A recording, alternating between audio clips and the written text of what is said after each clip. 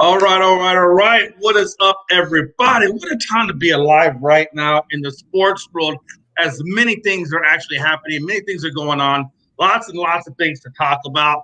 Logan, how are you doing this evening, my brother? Doing good, man. Doing good. Like I said, we were talking a little baseball earlier before the show started. Both our teams looking nice coming out the All Star break. Few games in now, and we're getting closer and closer to the playoffs, man. Plus, the Little League World Series starts, I believe, tomorrow. So we got a lot of baseball going on, and football's right around the corner. So we got a lot to talk about, man. Yeah, I know Gonzo's really been kind of following that Little League World Series, actually been kind of keeping me up to date on it. And I think the softball World Little League, I guess, series is going on as well. So definitely lots and lots are going on right now in that term. Question. We've been talking about a lot about, these baseball playoffs and things like that. And I know we were talking about this earlier, but I'm kind of curious to see what the fans think in regards to the Dodgers and these injuries that are starting to plague some of these upper echelon teams that are up there. For example, you can look at I'm going to take the Dodgers like we talked about. Bueller now is out with an elbow issue. If you know Bueller, when he was drafted by the Dodgers, he had Tommy John surgery right off the rip. And now it looks like he's got other elbow issues. And I'm wondering if a second Tommy John can be done or what they're planning on doing with him. And if so, will he come back next year or the year after in the same dominant fashion in which he has? Because, that many surgeries, you got to figure it takes a toll on the pitching arm. Yeah, and like you said with Kershaw, he's been around the game for quite some time now, since I think '07, '08, so about 15 years. And like you mentioned, I don't see him going for too much longer. His contract, when does it expire? Probably pretty soon. I think he's taking 1 year deals now, um, which is smart, right? Because he's 34, going to be 35 next year. All right, so full contract here, yada, yada, yada. Yeah, so he signed a 1 year deal. So he'll be probably on that for the remainder of his career.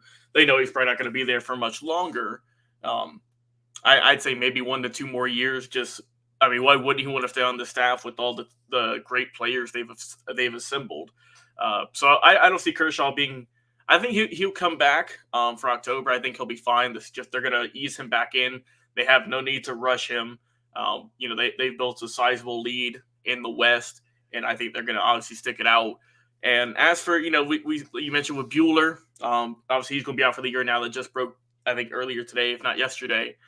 And that's going to hurt them a little bit more, I think, just because he's someone who was really good last year in the postseason. And Yeah.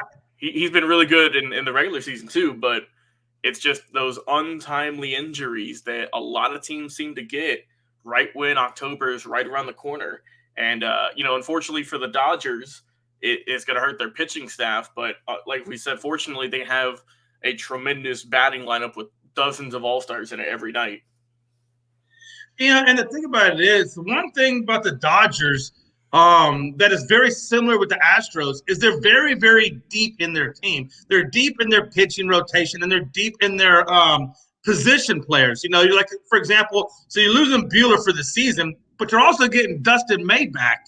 And then, Kershaw should be back in the rotation, fairly soon. So by the time we hit postseason, it should be Dustin May, Kershaw, Urias, and so forth. So, I mean, the Dodgers, are one of those teams that can absorb a hit like this and still keep pressing forward towards that to keep that number one spot overall, as well as the, World Series, title chances. Whereas you take a team like the Mets, who aren't quite as deep in the pitching rotation. For example, they just got DeGrom back. And of course, DeGrom is just killing it right now. Since he's been back. So you got DeGrom, you got Scherzer in the rotation, and then you got a guy named, get right if I'm wrong with this, I don't know if I'm saying it, is it Calastro? Carrasco. Yeah. Yeah, I know I was going to say his name wrong. So you got Carrasco, who just went down with an injury. I think he's got a lat strain or something along those lines. So he's going to be out for a little while. So you lose a really one of your important guys in your rotation. I wonder how that's going to affect the Mets long term. I don't know how long he's going to be out. They didn't say it was necessarily season ending, But then you got to imagine that's got to hurt them a little bit in the rotation because they're not quite as deep. Right, and you got a point. Is that with the injuries they've been having with the Mets and with the Braves getting people back at the right time, it's still anyone's ball game, right? I mean, because when you look at those standings, the Braves are only, I believe, 4.5 back at the moment, with a series going on right now, and they got the win last night, a big win also. I think 13-1 was the final score.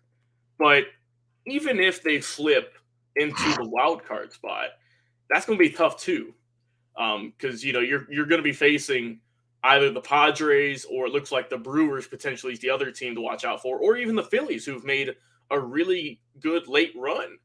And for the Mets, I think that they'll be fine because, I mean, obviously, like you said, they got Scherzer, DeGrom's came back looking really good. I know Carrasco, you mentioned, is going to be out for a little bit, but I think that if they can just keep kind of doing what they've been doing lately, because I mean they are 8-2 in their last 10, so they're still working really good. One of the best records at home as well, with 40 wins. So I think that as long as they can keep that course, not lose too many guys, I think that they'll still be in the running. They're definitely going to get the postseason. I just don't know if they're going to be able to get the East or if they're going to slip to that wild card spot. But I do expect the Mets to still maintain a playoff berth here soon. You know who I think is one of those teams to watch out for, and I know we've talked about it in the past a little bit. I mean, obviously, yeah, you had the Phillies, who are kind of, the Phillies got Bryce Harper getting ready to come back off the IL or DL, whatever they call it. He's getting ready to come back to the Phillies, so that's going to bolster up their lineup a little bit. But the one team that I think I'm really kind of concerned, outside of the Mets, outside of the Dodgers, the Padres are there, but I look at a team like the Cardinals, right? When I look at a playoff team or a World Series winning type team, as a team that can get under the gun, maybe go down by a few runs, whatever the case may be, and at some point battle back and keep fighting to get back into games. And the Cardinals are one of those teams that just never give up. They always continually fight. And when you see a team like that, that could be dangerous in the postseason. The Atlanta Braves last year were kind of like that. They would get down, they would come back. I mean, there was a lot of fighting last year's Atlanta Braves. And I see that in the St. Louis Cardinals, and I would not be surprised if they give the Dodgers or the Mets or whoever, fits and try to make that serious berth into the World Series. Yeah, and like you mentioned, the Cardinals are kind of a wild card team here in terms of a team who can do a lot, and someone who I feel like a lot of people aren't speaking a lot about. I mean, this is a really good team with a lot of veterans on it who've had World Series before, who've made deep playoff runs, and who have a lot of talent who are in their prime. And I know the record isn't the most insane, right? I mean, I know they're in first with 63 wins, but I mean, they've been really good lately in their last few games. It seems like every time you think they're down, they come back and at least make it close, if not win the ball game. So, I mean, I'm with you, man. I think the Cardinals are definitely a team to watch out for. Maybe, like I say, you look at the record and it's not the best in the NL, and they've been fighting for that first place spot with the Brewers all year. But come October, man, it just seems like they always have some form of success, and they always seem to make a somewhat deep playoff run as well. There's a lot of fans out there. Really, like I see a lot on Facebook. I know Big Shaw clearly is one of them. I know Frankie's one of them, but there's more than just those two. Those are just the ones that we're mostly familiar with because they're part of Unscripted and things like that. But there's actually people out there that have other Facebook friends that are very diehard Yankees, and they just feel like the Yankees can do no wrong, no matter how crappy they're playing right now. But I look at this Yankees team, and they got off to such a fiery start. I mean, everything was just going extremely well in their favor. And now, you're starting to see the injuries creep into the Yankees. You're starting to see the inconsistencies from those injuries creep into the Yankees. I think we saw it last night against your Braves, where Rizzo goes in there in the dugout after he got hit by the pitch, quote unquote, and they deemed he leaned into it, so it wasn't ruled a hit. But I think that was ruled out. And he goes into the dugout, and you can see him on camera just beating the crap out of his helmet. It was Tampa Bay. I don't know why I said Atlanta. It was against Tampa Bay, and he's just beating the crap out of his batter's helmet in the dugout.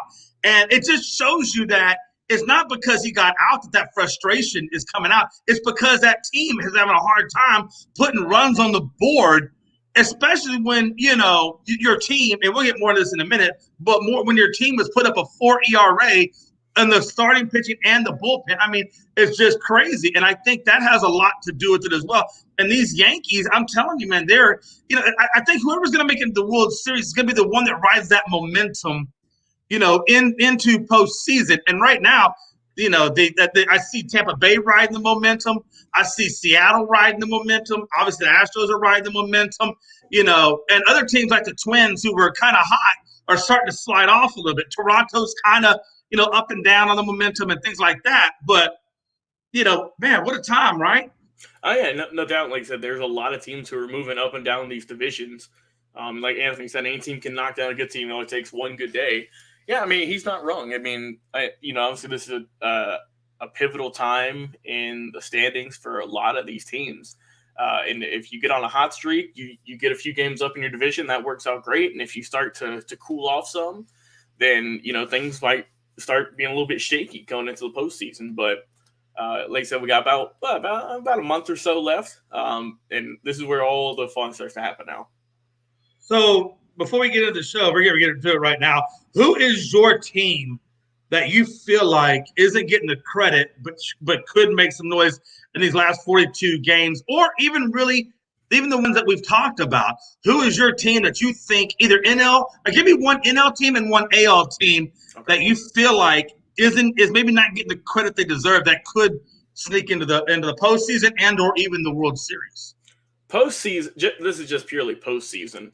I've got the Baltimore Orioles. I mean, we spoke about them a few times here, and I mean, they've done really well. I mean, they're 60-55, and I mean, they would be battling for first place in the Central at least, and they've been doing pretty well as of late. And I would love for them if they made the wild card spot, just as a team who is very young, inexperienced, but they just seem to get that fire underneath them.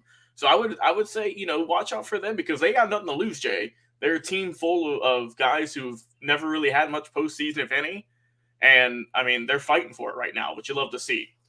As for the National League, I will switch things over. I do like the Cardinals, like I said, but if I had to go with a different team, I will go with the Phillies, maybe. Like I said, I'm not going to go with my Braves because that'd just be homing. But I'm going to go with the Phillies just because they've looked really good as of late. You mentioned they're bringing back Harper.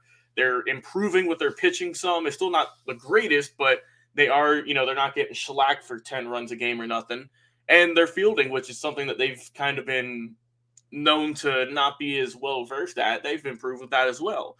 So I'd say watch out for the Phillies. They could make a run. They could get a wild card spot, and they could play spoiler to a few teams in the National League, I think.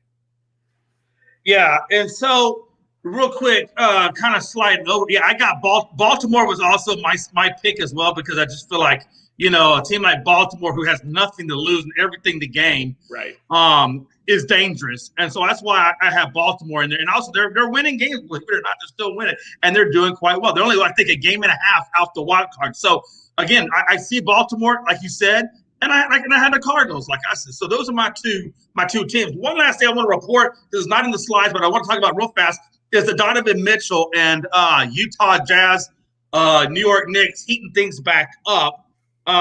So right now it looks like the Jazz want the Knicks 8 future first-round picks as part of a potential trade. 8, Logan. They want 8 future first-round picks for Donovan freaking Mitchell. What the hell are these people smoking? Don't get me wrong, Jay. Donovan Mitchell is a great player. Obviously, he's the top player in Utah. But I'm not giving up 8 picks unless it's for, like, LeBron James or Michael Jordan or someone like that. 8 picks, that is insane. There is no way I'm giving him up for that much. At that point, just keep him.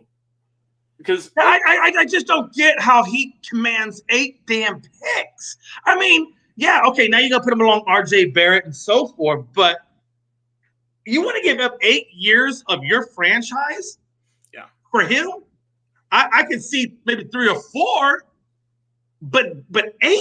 Yeah, I'm with 3 or 4 is we've seen many a time, but 8 is just insane. Just a loss for words. I mean, and he's not even MVP of the league or anything like that. I can see if he was maybe MVP of the league or something, but yeah. And like I said, he is a good player. We're not knocking him for that, but he's not worth 8 picks. That is for sure.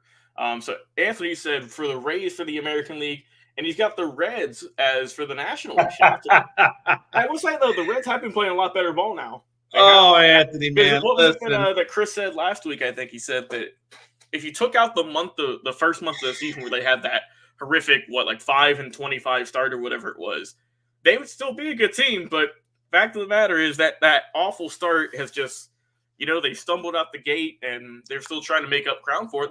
They are playing better, but I don't think they get a playoff run, but I could see them, another team, like we said, that could play spoiler to just kind of watch out for. At first, I didn't know how to take what he was saying because I get the first part, the Rays, but then when he said the Reds for the NL, I didn't know if I should call him Damien or not. I was going back and forth. We don't do him like that. Hey, listen, hold on now. And I say that because, hey, look, you got maybe about 42 games left in this season. And yes, the Reds are playing better. And I'm not going to take that away. I don't want to take that away from Anthony. But at the same time, if they dig up their best pitcher and lose Castillo, so that kind of tells you when your pitching takes that kind of a hit, there's an issue with you trying to go further up the ladder rungs. But if you look at them right now, the Reds are currently 35 games out of the wild card. And you got 42 games left to play. That's why I say the Reds would not happen, because it's just not enough time, not enough games left truly to make that come to fruition. But what I can say for the Reds, and I think what Gonzo will agree, and hopefully Gonzo's dad is not going to completely give up on the Reds. He said he was going to go to the Dodgers. Is that maybe, however they end this season, will set them up momentum-wise going into next season, maybe going to next spring training, whatever the case is. I think the Reds at this point.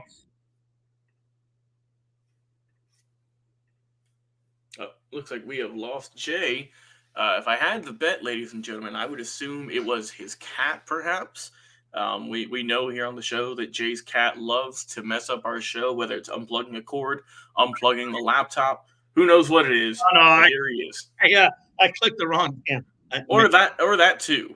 Or just a misclick sometimes can be the got like about 13 different buttons on there that I don't normally have on my mouse, and it goes crazy. But the whole point is, I think the Reds, use this season to evaluate the players that they have. Maybe if there's anybody in the farm system they think, is ready to come up or possibly ready to come up to the big leagues, I think you bring maybe you bring them up and give them a look-see. But I think you use the rest of this 42 games as an evaluation period for what you're going to do next year and try to figure out what direction you want your team to go next year based on what you have now and what you could have in your farm system. Would you agree? Oh, yeah, I'm with you. I mean, how you end this season is going to be, I think, like you said, just a pivotal way to see how they can form next season.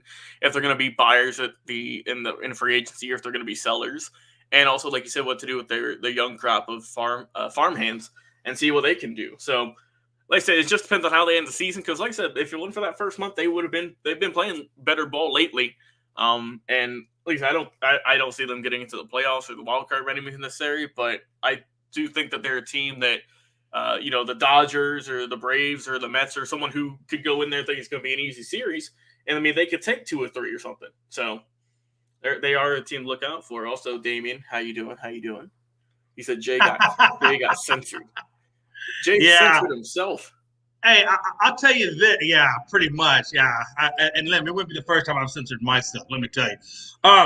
I think, before we get into this topic, just to kind of wrap up the Donovan Mitchell thing, I think that the Utah Jazz are going to find themselves in the same boat as the Brooklyn Nets are with Kevin Durant, and that given what they're asking, they're going to be keeping him on board, and that trade isn't going to happen anytime soon until they come back into more realistic terms for what they expect to get for him. So take that with what you will. All right, folks, we are going to talk, I guess, more about what does Brooklyn do with Kevin Durant, given that he's basically, and I hope I say this name right, Logan, because I've been trying to figure out how to say it.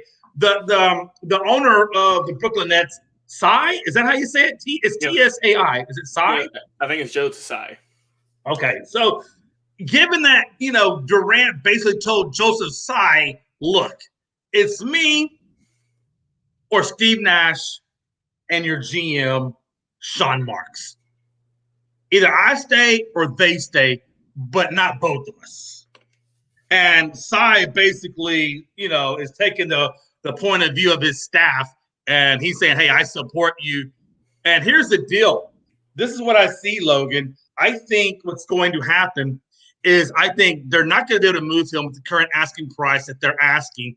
And what I see happening is I think Durant does kind of like what Ben Simmons does, that he makes himself so toxic to the team that they're going to lower that asking price at some point quickly just to move him so that they can move on with that team. I think that's the quickest way for him to exit Brooklyn, is just to make himself toxic to the team to a point where they have no choice but to move him. And I really think that's what's going to happen. In 2020, Durant said of Nash, his insight for the game, his communication, how he communicates the game of basketball is definitely going to help me as a player develop, and it's going to help the rest of the team. That's what he said in 2020. Now he's basically saying it's me or Nash. What a tale of turning the tide. Now, here's the deal. He wants to play, Logan, like he played with Golden State Warriors, where they had the cohesion, they had the freedom of movement, and all those types of things. The problem that he doesn't understand is, when him and Kyrie Irving only played 17 games last year on the court together, and then the year before that, they only played 27 games on the court together, and the fact that both of them have only played in 90 games in the years that they've been there, the couple of years that they've been there, how does he expect Steve Nash or that team to develop the cohesion that the Golden State Warriors have when you're not even on the court to do it? And to me, that's what makes Durant so toxic. That's what makes Kyrie Irving toxic. That's what makes this whole damn team toxic. And I really think before they brought in Nash, what they should have done was had Kevin Durant, Kyrie Irving sit down with management as part of the hiring process of the coach to see if those guys can gel with the coach. You know what I'm saying? Right. And it's just a giant mess with that franchise. If I'm the Nets, dude, I don't even move him. Because he's just, how much money he signed for? Oh, it's a couple $100 million easily. Yeah. I'm not moving him. You ain't done nothing for us. Why would I move you? Why would I sign you that much money? And for all you give us is one season, right? That you do pretty good in the playoffs, right? You get knocked out by Milwaukee. And then last year, you're the only team to get swept the entire NBA playoffs. I'm not moving him. Why would I move him after I signed him to that much money? I don't care what he thinks about the coach or the GM. I don't care. I signed you to that much money, and you're not going to be on the court playing for me? And you want us to trade the only real valuable asset, the only superstar in that team, beside Kyrie whenever he wants to play? I'm not trading him. Heck no. I don't care how many draft picks he's worth, Jay. I don't care. No, but that's the thing. They put these guys together, and they all have different attitudes, different personalities. And, you can take a LeBron James or Wade and a Bosh. They have different personalities, but they all have the same common reasoning of wanting to win a championship, wanting to do things. And they were, in my opinion, they're a little bit more meldable than, because they had at least somewhat of a leadership quality in Wade and in James to the point where they could do that. There's no leader in Kyrie. There's no leader in Durant. They both are, to my opinion, somewhat of head cases. And then you want to throw a first-time coach who's never had any coaching experience in his life, and you want to make that your head coach? That's a recipe for freaking disaster. Maybe if Phil Jackson could do something, because Phil Jackson has those Zen-like qualities. Maybe a Popovich, could coach a team like that, because Pop commands a lot of respect. Maybe a Spoelstra even could do something with this team, because even Spoelstra knows how to handle, big personalities and things of that nature. But a guy like Nash, who's never had a coaching gig in his life, and this is what you want to give him to work with, that's just a recipe for death. Yeah, it's a mess, and I don't know if Steve Nash is the answer, and I don't think we've gotten enough with him as head coach yet. Because like you said, he was in just thrown into all this, really. He got the job with the expectation it was going to be him, it was going to be Durant, Harden, and Kyrie. And then Harden was there for a handful of games, and then he got traded, and Kyrie barely played last year. Durant, he played when he was healthy, and he played good. But, I mean, I don't know, man. It's a mess for something that should have been so easy. And right. Also, I don't know if the Nets can waive his contract. I'm not sure. No, they can't waive his contract. The only thing they can do either. They only have two options: either A, buy it out, which they're not going to do, or B, trade him. That's really the only thing. That's the only thing they can do. Man, if I pay someone $300 million in total money, I'm getting at least a good bit of that contract. I'm not trading you the first year out of a 4-year deal. I don't care what you want. I think if you want to hit the bench and forfeit some of that money, by all power, go do it. But if I'm Brooklyn, I'm not backing down just because he says he wants out for all that. No. Right. The best thing, in my opinion, Logan, the best thing for this ship to be turned around would be Scott Marks to come out and say, okay, I would be, if I was Scott Marks, I'm talking to the owner and I'm like, look, clearly we're not going to move Durant at this asking price. Let's come down a little bit.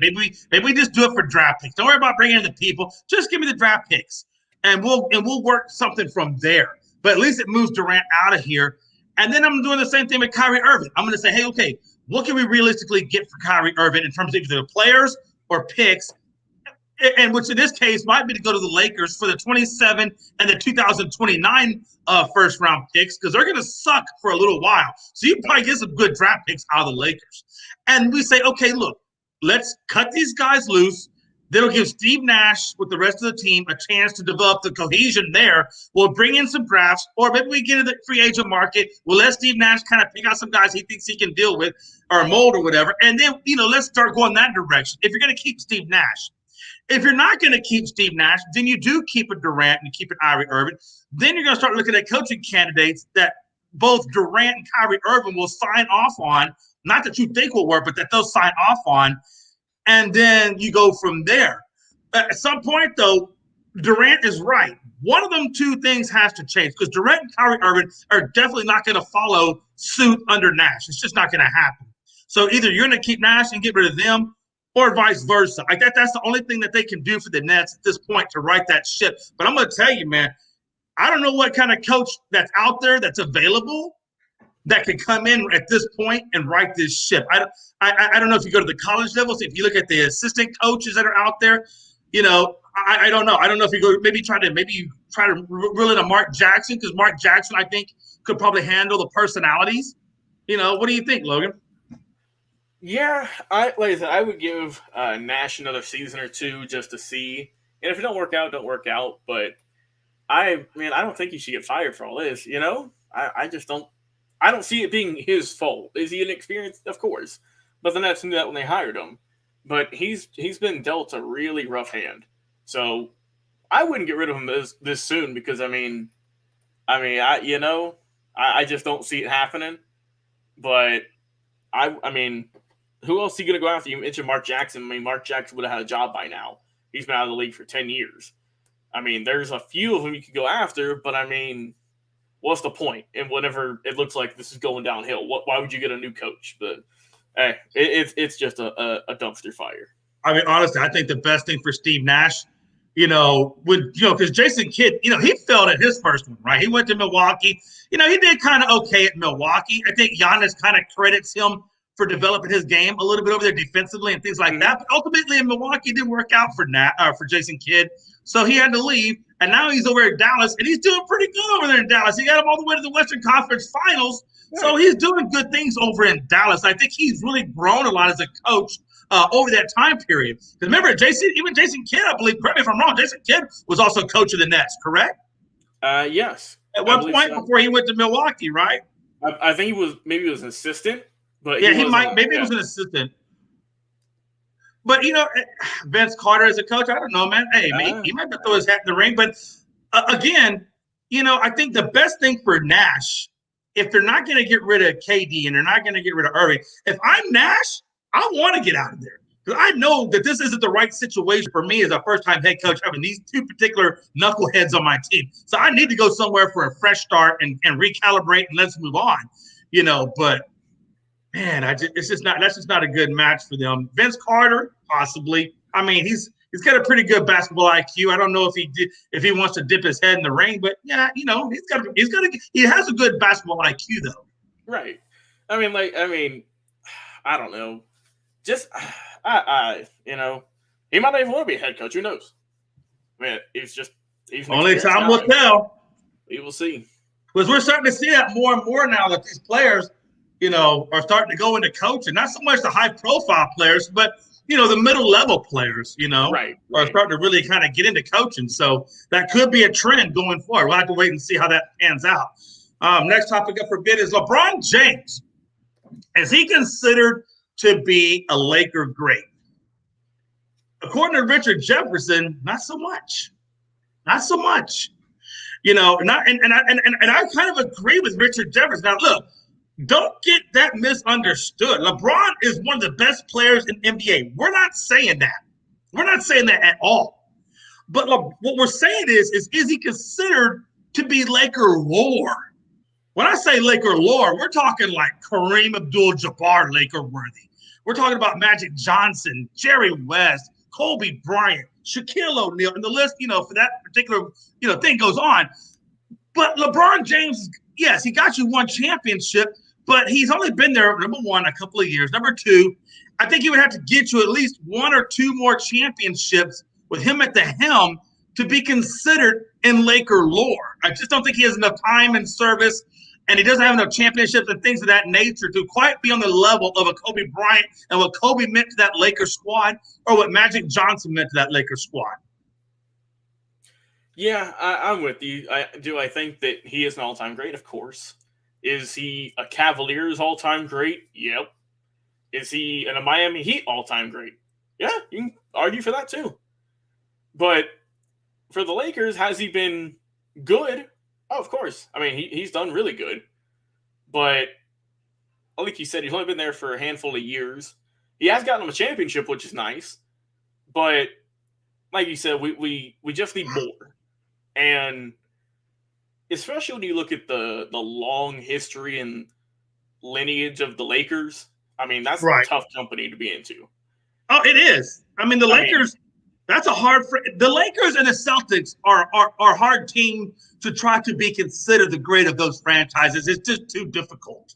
Right. Frankie said he'll be a Lakers great, but not a Lakers GOAT.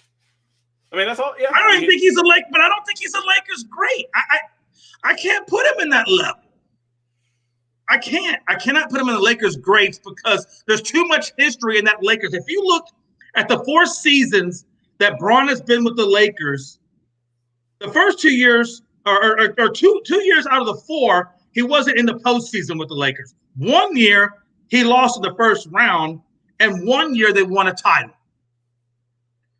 So he's only been in the postseason 2 out of the 4 seasons that he's been there. And let's be honest, next year he won't be in the postseason with them either.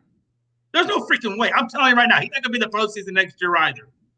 So I cannot put him in that level of company with that team and what he means to that team at that level. I just can't. I can't put him in the Mount Rushmore, if you will, of the Lakers. I can't do it. Yeah, I think that however many more seasons he ends up playing there, and we don't know how many more. Anthony said he's only good if you bring in his friends, his teammates, have control of the team. I mean, we'll see, but he needs just some more credentials. He needs some more either titles or just, like you said, I mean, a lot of the guys who were really good for the Lakers, when you look at their careers, they played there for a long time, right? And LeBron, like you said, he's only played there for 4 seasons. Now, if he would have went to LA instead of going to Miami, and if you add all that together, then yeah. But the fact he's only been there for 4 seasons is not enough. He needs to be there a lot longer, and he just won't have to do that because he's nearing the end of his career. But I mean, we're not saying he's been a bad player, but it's hard to get in there, man. It really is. That's just like I said. That's just hard company to try to break ground with. That's very, very difficult. And I just, and again, he's 38, so it's not like he's, just a young LeBron. He's a much older, a little bit more mature LeBron. So again, how long he can't play every game. He can't. It's going to be very difficult for him to ever see another championship in a Laker uniform going forward. That's why I just can't put him on a Mount Rushmore at this level. I think he's a good Lakers player, and he did get a championship, but I'm not putting him on that one. I don't know. Okay, do I put him at top 5? This is probably where I put him at. I'm gonna put him after everybody I just mentioned. So we got Kareem number 1. I got Kobe number 2. I got Magic number 3. I probably got West at number 4. I got Shaq at number 5, and I got Wilt Chamberlain at 6. So I would probably put LeBron at number 7. To be honest with you, I'm gonna give it number 7 for that. Where would you put him at, Logan? Do you get him at 7 or do you got him at 5? What would you do with Braun? Can you play top 5? Just based off of just the Lakers, just what he's done with the Lakers, that's it. I would say top 10. But, oh man, like I said, there's like I said, Kareem, you got Wilt, Shaq, Kobe. I mean, Magic. You can put Elgin Baylor in there, Jerry West. You could throw those in there as well. I mean, I think I'll be with Frankie. I'd put him in 10. Yeah, and that's what I would do.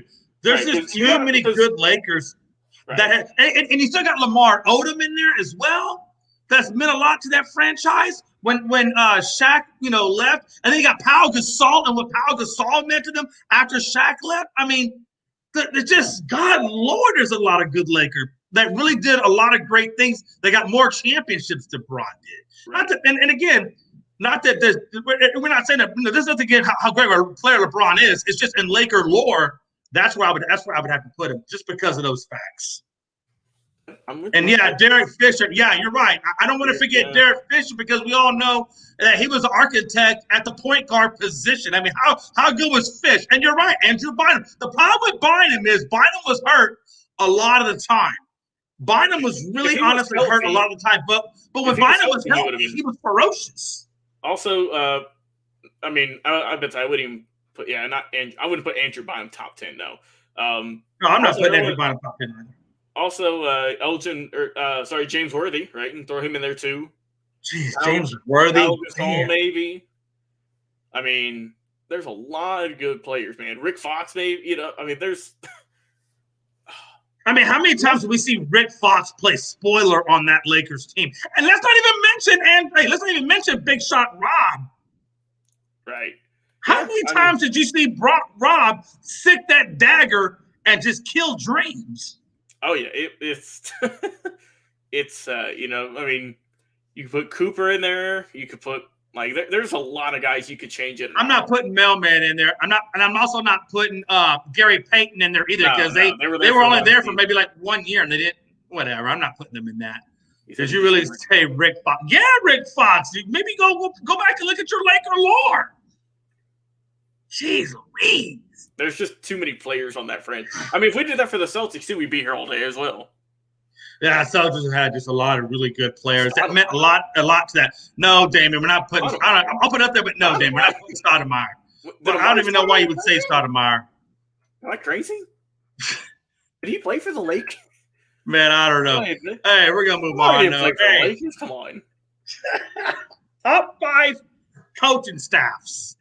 Top 5 coaching staffs.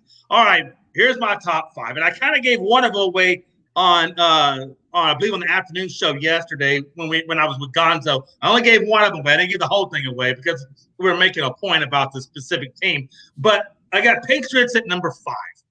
And the only reason the Patriots are on this, and again, I'm only going back 3 years, okay? I'm not going back as in like all time. I'm only going within the last 3 years. And in the last 3 years, I got Patriots at number 5 because Belichick, quite honestly, is the only reason they're even in this damn top 5.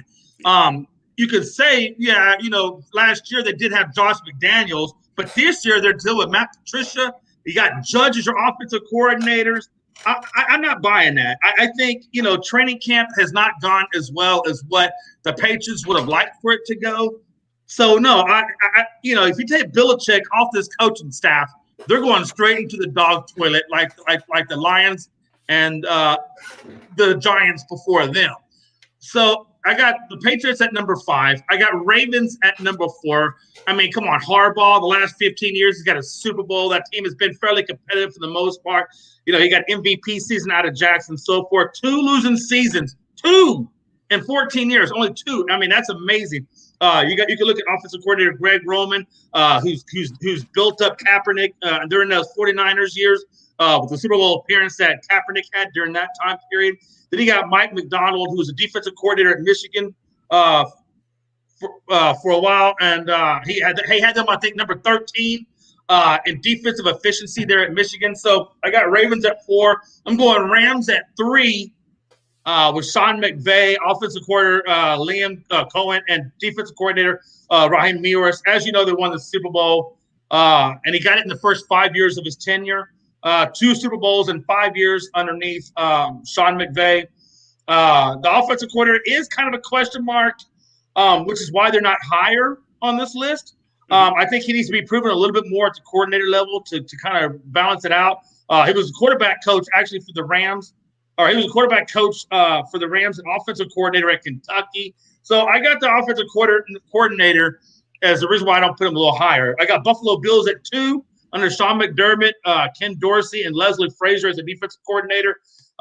They've had a winning record 5 out of the last 6. Dorsey was a quarterback coach since 19, so we had a really big deal in the development of Josh Allen.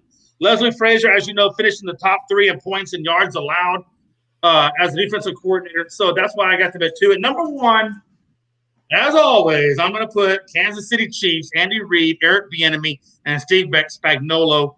Obviously, Super Bowl. Obviously consistent over the last 4 years, 50-15 record. Eric led the offense to top 6 finishes in points and yards. And Spagnuolo's defense, his style and philosophy really marries well with the offense. So, again, Kansas City Chiefs are my number 1 pick. Logan. Yeah, I'm with you. Number 5, I'm going to go with the New England Patriots just because it is Bill Belichick, mostly for him. I mean, if it wasn't for him, they wouldn't be on my list because, I mean, the coordinator spots are something to be desired, and Bill's pretty much just doing it himself. Number 4, I will go with the Pittsburgh Steelers. We all know Mike Tomlin's a very much undervalued head coach, and they're always seemingly, they're always getting winning seasons. They're always able to develop some good young players. For 3, I will go with – this is where it gets a little tough. For 3, I will go with the Buffalo Bills, just because the recent success they've had, how Josh Allen had a rough, first year or 2 in the league, and how they've really turned around lately. So I got to put them at 3. Number 2, I'm going to go with the LA Rams. I love Coach McVay and his staff around him. They've done a tremendous job. There's a reason they got the Super Bowl last year and just a dominant performance on both sides of the ball. And then number 1, I'm with you, Jay. I got to go with the Kansas City Chiefs. I mean, they've been a very dominant team, mostly the same staff the last few seasons, and they're always a threat if everyone's healthy to get a good run the Super Bowl. So I got the Chiefs number 1 for me. And to answer Anthony Price's question, yeah, I'm just saying when I did my top 5, I did my top 5 based on the last 3 years. So that, what is this, 22, 21? So I basically went from 2020 to 2022 or 2019, 2022, somewhere, whatever that equates to. So that's about how far I went back when I was judging the coaching staffs. And even and some of that is even, and a lot of it I would say is kind of focused on where they are now. I did take the last 3 years into consideration, but I also look at where they are now going into this year, and so there's 2 different things that had influence there. Again, no right or wrong answers here. Just what you think your opinion are of the coaching staffs. But again, all good picks. I mean, if you take his Pittsburgh, Rams, Saints, Raiders, New England, Raiders, I can't put the Raiders in there because over the last 3 or 4 years, I haven't really been impressed with their coaching staff this much. Matter of fact, they actually lost their head coach and they had to bring in a new head coach. So that's why I don't really trust that one. Right. Saints, same situation. You lost Sean Payton, But you bring in Dennis Allen, and he's so unproven that I can't put the Saints in there just because of that. Yeah, I feel you. And there's a few options you could go with. And I didn't put the Raiders or Saints on there specifically. Same with the Broncos, just because they're brand new staff, right? I went with guys who've had head coaches or coordinators for a few seasons there, and have proven success. But like I said, I can't. I don't know. I can't put those teams at least in there just because they're brand new staff. We don't know how they're going to do. There's no record. Damien also asked about the Eagles with Sirianni. I wouldn't quite yet, just because they made the wild card last year, which is nice, but like you said, they haven't done enough to be a top 5. Yeah, and again, I think with the Eagles, the Eagles have done a good job with Jalen Hurts. They got him into the wild card last year. Broncos, I'm not a believer in Hackett at all. And then if you look at what they did the last 3 to 4 years, they haven't really done much. So, I mean, the last time they really did anything great was when they had Peyton Manning there. So, that's the reason why I have for those guys. But no right or wrong answers, man. Hey, look, I'm not going to crucify nobody except maybe Damien. I don't know, whatever. Right. Yeah. Okay. Good times. Next one, we're going to move into where is the panic meter for the Yankees? And I really hope Frankie is still in this conversation. I know he might be doing work and things like that, so maybe he'll catch it in the relief. But I'm going to tell you, Logan, I got the panic meter overall as pretty high right now. And I'm going to tell you why. I got the panic meter high for a lot of reasons. If you look at the starting pitching, Montas gave up 6 runs in his debut in 3 innings. Up to July 8th, they had an ERA of 3.14 in 6 innings. That was before they took the slump. Since July 9th, their ERA ballooned up to 4.92 ERA. That's almost 5 runs per game allowed. That's crazy, especially when your batting average is at .244 and your on-base percentage is at .300, which means you're giving up. You're only getting maybe 2 to 3 runs a game, and you're giving up 5. That explains why they've gone 2 for 12. Over the last 12 games, they've gone 2 out of 12. They've only won 2 games out of the last 12. And that's the reason why. With the ERA, on-base percentage, and batting average, you can see why Anthony Rizzo is in the dugout slamming the crap out of his helmet, because they're just not getting the job done. Now, yes, you can blame injuries. You can blame other things like that. But it's not all injuries. A lot of it's just their chemistry, their way of thinking, their mentality. And Aaron Boone has not done enough to really change their mental state of mind. And that relies on the head coach or even the bench coach in some favors, because the bench coach a lot of times has a closer relationship than the head coach. Again, their ace Cole got lit up for 22 runs and 38 innings over the last 6 starts. That's your ace. And then you got Talon, whose ERA went from 2.70 to 5.89. And Cortez is the only bright spot you got on your whole damn starting rotation. Not to mention your bullpen ERA went from 2.62 at July 8th to 4.18 at July 9th. So, again, starting pitching, yeah, panic meter is pretty high. Bullpen, panic meter is pretty damn high. And when you're 4 guys of Donaldson, who's batting 224, Rizzo's batting 220, Hishioka, wherever that guy's name is batting 197, Lacastro's batting 176.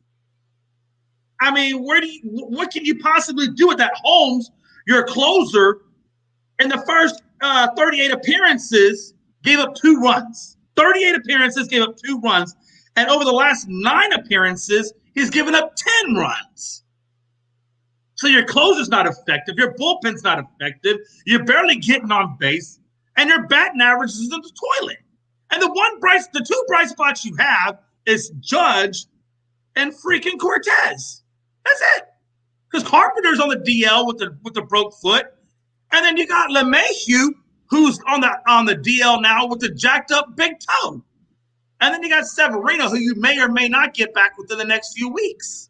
And you only got 42 games to pull this whole damn team out of the gutter, out of the hospital, and get ready for the postseason. Good freaking luck. Logan, I turn it over to you.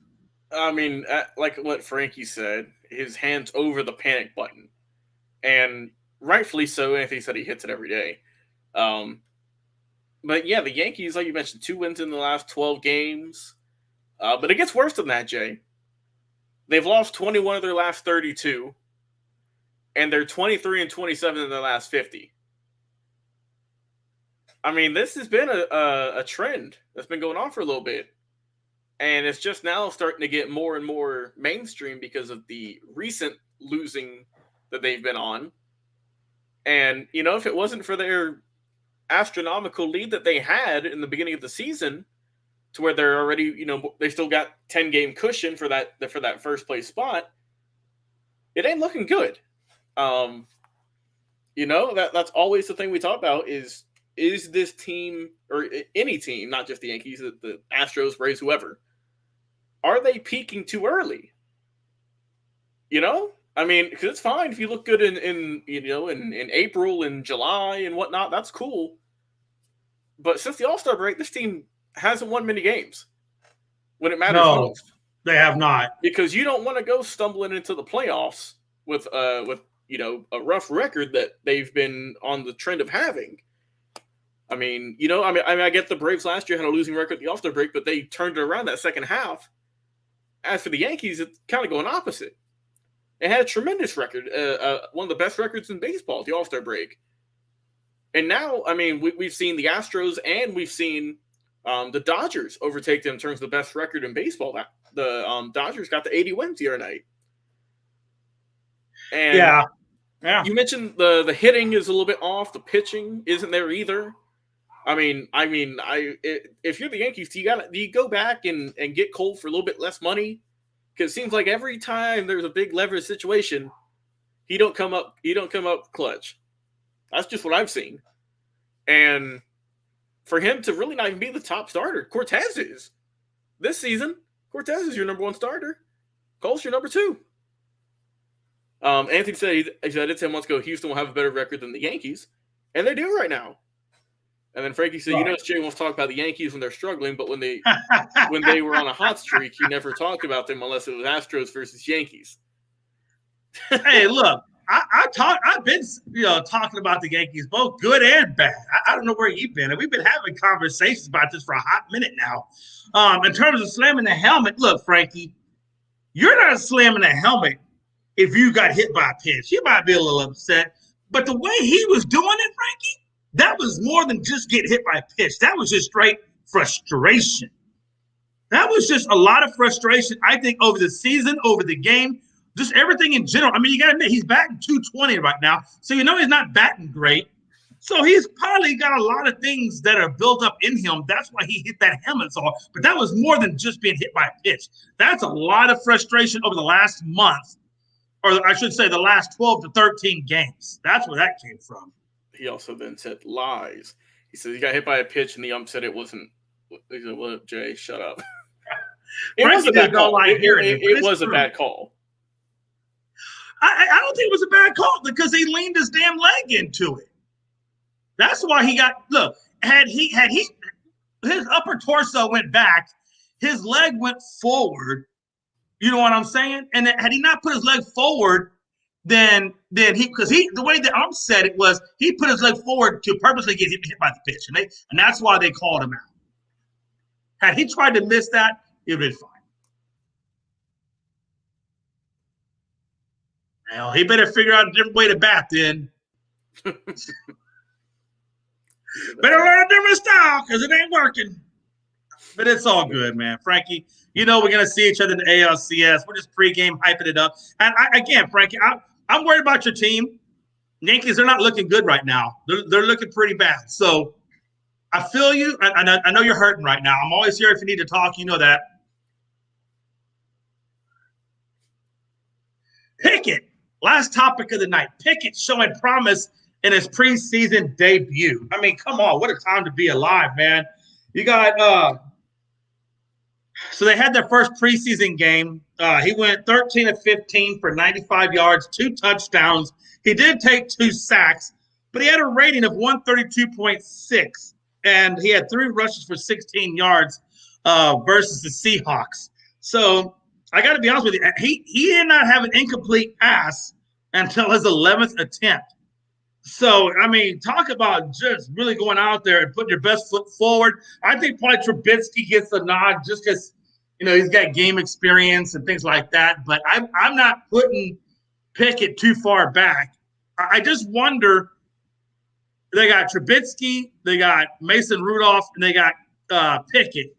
Are they going to carry 3 quarterbacks, or is Mason Rudolph going to be the odd man out and Pickett takes the number 2 spot?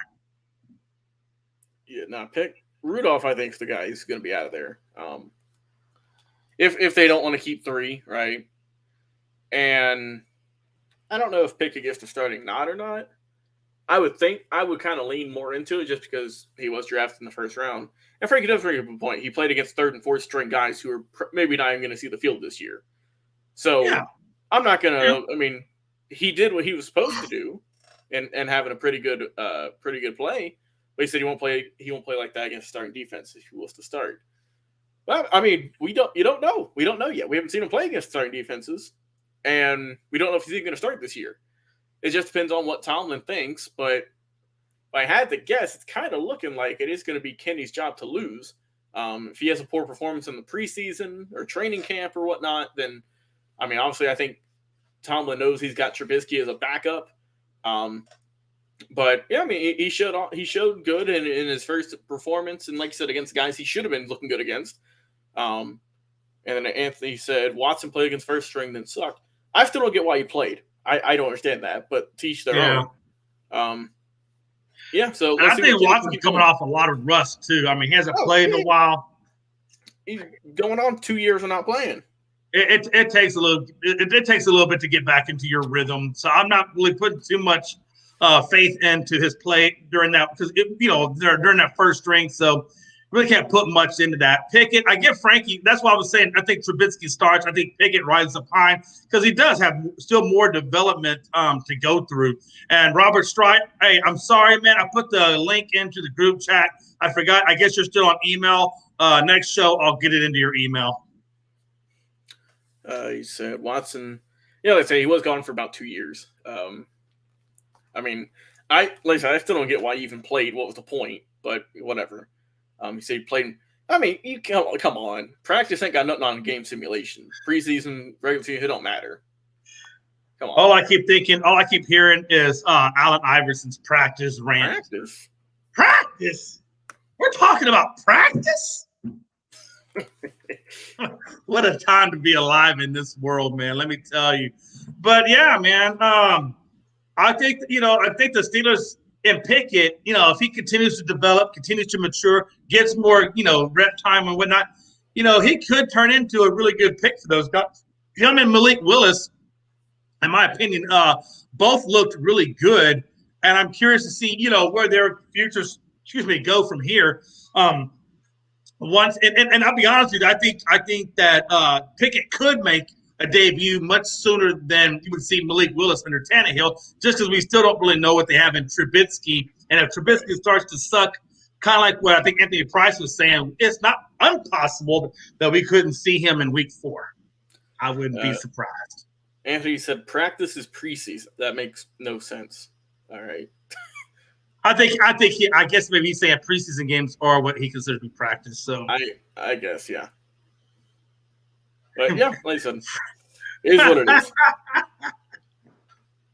Damn it! I had a question for the end of the show, and I done forgot my question. I should have wrote it. I should have wrote it down, Logan. It's all right. Maybe you'll come up with it by Thursday's show, and we'll get it there at the top of the hour. What a time to be alive, man! Listen, I'm turning 50 next month, so I guess things don't always come as quickly as they should.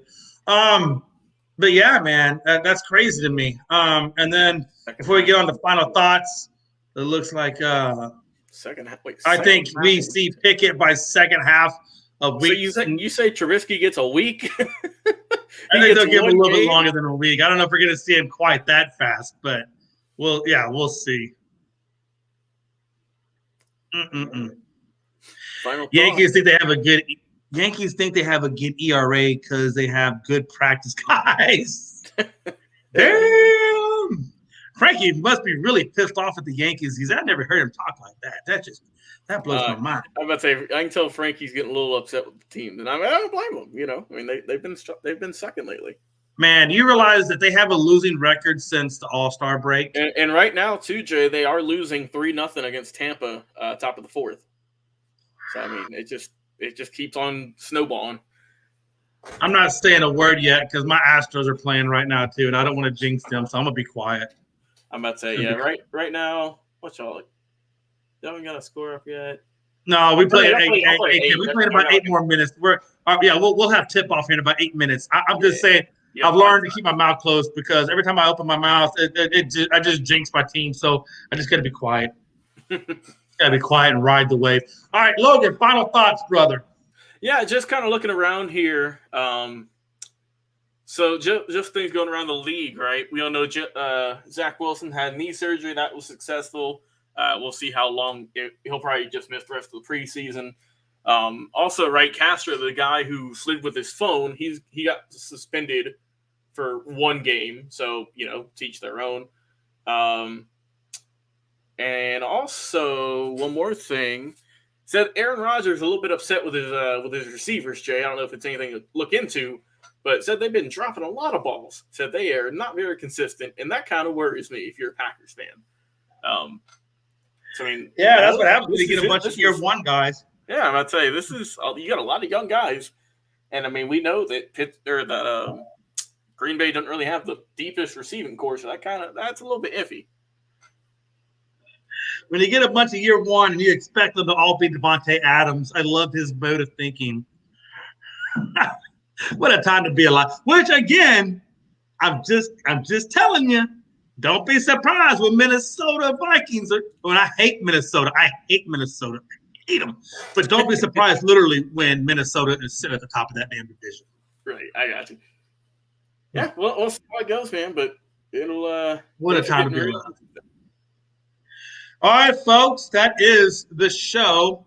My final thoughts are, I think over the next 42 games, it's going to tighten up. I think it's going to get a lot more tenseful, and it's going to be interesting to see who rises to the top and who falls off, either A, due to injuries, or B, just due to lack of momentum and others gaining momentum. As you know, this is baseball, over 160-game season, man. Anything can happen, and we're not even close to being done yet. So it's I think within the top, I would say probably the top 6 teams overall, there could be a lot of left, right, up and down movements before we get to playoffs. So 42 games of fun-filledness, Logan. Hey, it's going to be good. Also, one more thing, too, Jay, before we head out. Yes, fantasy we do football. still have a few slots open for our fantasy football league. You want to go ahead and get those in soon because we will be coming up with a draft date here very shortly, probably within the end of the week. So we probably got about a little bit less than a week, probably Saturday shows when we'll do the cutoff, I would say, for anyone who wants to join. I believe we have 10 teams. I think there's maybe 2 spots open right now. If more want to join, I can always add it to 14 or 16 perhaps. But there are still a few spots open. So just if anyone else wants to join, we do have some remaining openings. Real quick, I guess the last couple of questions before we get out of here. It says, Damian Hernandez says, question, what's y'all's thoughts on Raw? Do y'all believe the reports that WWE needs Vince back? I don't think so. I think a lot of people like the way that Triple H is running it, Logan. Damian, you're just trying to stir stuff up. Come on now. Yeah, I think so too. And then he goes on to say, what about Simmons winning a $20 million lawsuit against the 76ers? I didn't get a chance to read that full thing on that, but that's interesting. I didn't know he even had a lawsuit against the Sixers. Logan, were you tracking that? Yeah, it was. Also, Anthony said make the draft on a weekday, not the weekend. Yeah, like I said, we'll figure out the exact day for the draft. It's just we're probably going to close the registration for it this weekend. But yeah, Ben Simmons, talking about him. It was a grievance over his salary, right? For not playing those games. He recouped some money. Because the Sixers, they withheld his contract. They didn't pay him. for playing those games last season whenever he was with the team. Oh, that's what he's going back and suing for, the games that he missed. Okay. Yep. Wow. And he won that, huh? Yep. And it was for, like game checks. So it says, let me see here. Beginning with Simmons' first paycheck November 15th, Philadelphia began to take back the per game salary of $360,000 each game. Simmons missed in the season. He received a $16.5 million advance of his $33 million salary in the offseason. There wasn't enough money in each paycheck to cover the per game deductions. And so, yeah, like I said, it was basically just him being injured and then him just not playing. And he got his money back, so good for him. Big win for him. That's incredible. That's incredible. And then final thoughts is why NFL's top 100 did Kirk Cousins like that? Where did they put him at? You know what? I've got to go look at that. What was that on ESPN's? No, they put him at 99, Jay. They put Kirk Cousins at 99. I don't like that. I don't think Kirk Cousins. No, he's not. If we're just doing for this year, like not overall, but like this year, I think he's much higher than 99. I would put him like, I don't know about top 60 or something better than that. I mean, come on.